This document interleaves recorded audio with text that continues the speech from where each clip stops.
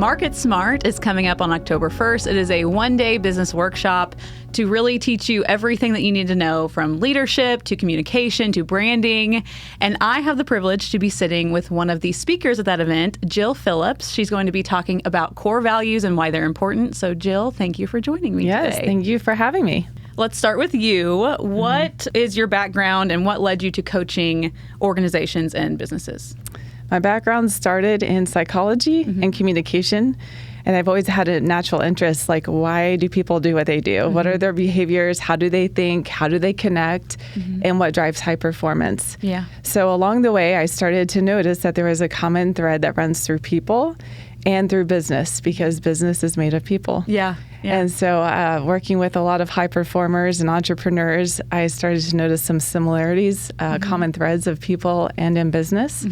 And so I just naturally started to go in that direction, study high performance and study business. And I really enjoyed helping people create the results that they want through people, performance, and creating systems, and most importantly, a great culture to support it all. All right, so you'll be speaking on core values. So for someone who is in a business that's never really thought about core values, like, what does that entail? What does that mean to have core values in your business? Well, here's the shocker. Core values don't mean anything. They don't mean anything unless you live them and you breathe them. And I have seen so many companies who have like this writing on the wall. It's like the icing on the cake, but really this is the heartbeat of your culture, is by defining your core values. And I just know the importance of creating a strong culture. You know, there's so many people who have a lot of turnover, a lot of organizational whiplash happening, and they're just trying to get to the heart of the matter. But it comes to people and defining a certain set of cultural norms or behaviors. So your core values, you can think of the standards of excellence and the behavioral norms that are really an expectation. Have you ever heard of, like, birds of a feather flock together? Yeah. Or your vibe attracts your tribe? And so it's really defining what that vibe is, what that culture is, and then living them every day in the way that you hire, fire, review, and reward your employees. That's what's going to create a really strong culture. So it all comes back to core values. Yeah. I love that you mentioned having it written on the wall, because I mean, businesses can write whatever they want on the wall, but if you don't have it, I've seen that before, where they talk about what their values are, but if they don't live that out and show that to their employees, that's a big deal. You know, here's a good litmus test for this. If you just walk into any organization and you put them on the spot, hey, what are your core values? And if they're not able to articulate those in a simple form, fashion, and define the meaning behind them, they're really not being lived. Yeah. And culture can just happen by accident. And then whenever you try to duplicate that, or you go in for your next rock star, you're like, well, what really creates rock stars here? And that is why it's so important to really put a definition and a defining word behind what is the cultural move here, you know? Yeah, absolutely. Yeah. Could you give us an example of a business that has really defined their core values and how that's helped them out? Yes.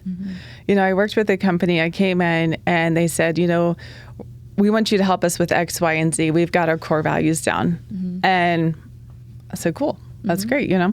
And they had 4 defining core values, and they were really strong, really good. But they continued to have some people issues. And so when we drilled down, we were able to define that they were missing one critical core value, which was being a team player.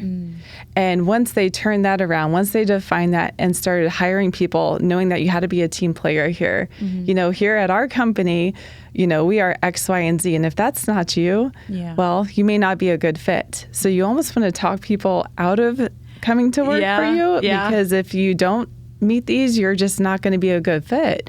And also, whenever they began to review and reward people, they were able to enhance this behavioral attribute that was so important to their culture.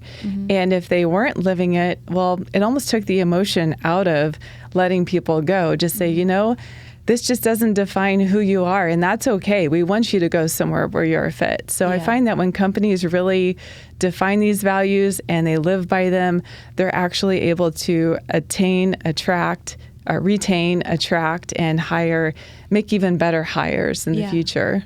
Yeah, and you can correct me if I'm wrong, but it seems like that is a scary thing for a business to be like, well, I don't want to tell this person they're a great fit, but like I think defining the core values and just hiring based off of that is really helpful at the end of the day. Like in the long run, it'll help you retain the people you actually want to retain, and it just seems like a great idea. There's a statistic, I believe, that says that, the wrong hire will cost you up to 30% of their first year's salary for the wrong hire. That's a lot. And that doesn't even count like the time, the energy, and the emotional impact that goes through the rest of the organization whenever you have someone who's not really a good fit.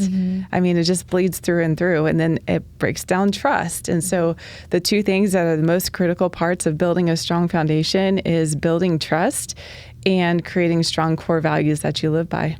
So at Market Smart on October 1st, they're going to be covering things like branding, leadership, communication, and even how to use AI in your business. So how do you see core values tying into all of these other themes? Oh my gosh, what a lineup. This is going to be so good. First of all, it's going to be so good. Yes. But without core values, none of the rest of it matters. If you don't have strong core values, it's going to bleed through in your marketing. If you don't have strong core values, it's going to bleed in your communications. And using core values will help you enhance AI because it's only a tool, but it will help you keep the human connection within your business. And so I see that the core values are the common thread that runs through everything. That's why I'm like, it's a foundational piece that you must have. It is essential. Okay, so for anyone who is on the fence about attending Market Smart, what is something that you hope people will walk away from your session and really from Market Smart as a whole if they decide to attend? Yes, I believe that, this is something that you can't afford to miss. This is a unique opportunity to step out of the day-to-day and connect with other leaders who have real challenges with people, with business, and have some solutions and some tools. And, walking away with clarity is power. So hopefully it'll draw awareness, create some clarity on the next steps that can unlock your next level. And I mean, this is just, again, you're going to get to interact with other business owners. You're going to get to hear from leading experts, and it's so important to step out of the day-to-day to think above the business versus getting stuck in the weeds in it. So again, it's just going to unlock your next level.